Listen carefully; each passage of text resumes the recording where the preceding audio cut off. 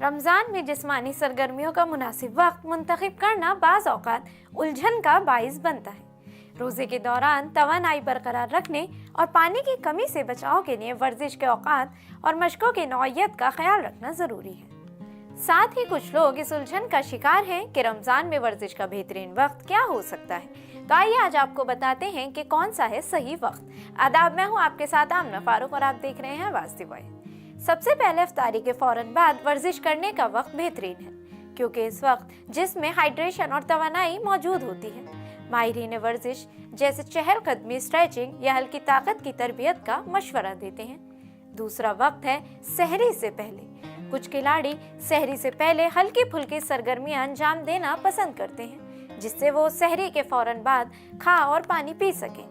योगा या चहलकदमी जैसी कम शिद्दत वाली मशकें सहरी से पहले बेहतरीन इंतखाब हो सकती हैं। तीसरा वक्त जो आप अपने लिए मुंतखब कर सकते हैं वो है तरावी के बाद। अगर रात को मजीद मुतर्रिक रहना हो तो नमाज तरावी के बाद वर्जिश भी की जा सकती है। इस वक्त जिसमें अफ्तारी के बाद के जिस्म में खूब एनर्जी होती है। अब आपको सही वक्त तो बता दिया, अब जान लें कि कौन सी वर्जिश करनी चाहिए। सबसे पहले आता है चलना।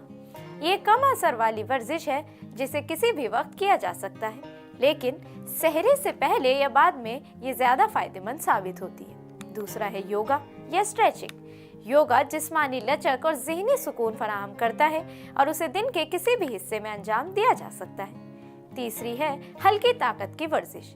अफ्तारी के बाद या सहरी से पहले हल्के वजन के साथ मुख्तसर सेशंस में पट्टों की मजबूती बरकरार रखी जा सकती है। चौथी है साइकिलिंग। अफ्तारी के बाद हल्की साइकिलिंग एक बेहतरीन कल्बी वर्जिश है, जिससे ताज़ा हवा का लुत्फ भी उठाया जा सकता है। रोजे के दौरान ज्यादा शिद्दत वाली वर्जिशें जैसे तेज दौड़ या सख्त कार्डियो से परहेज करना चाहिए। ऐसी मशकें अफ्तारी के बाद उस वक्त की जानी चाहिए जब जिस्म में मुनासिब खुराक और पानी मौजूद हो। मुख्तसरन रमज़ान में वर्जिश के लिए बेहतरीन औकात अफ्तारी के बाद और सहरी से पहले है, ताकि सेहतमंद रहते हुए इबादत में खलल ना पड़े।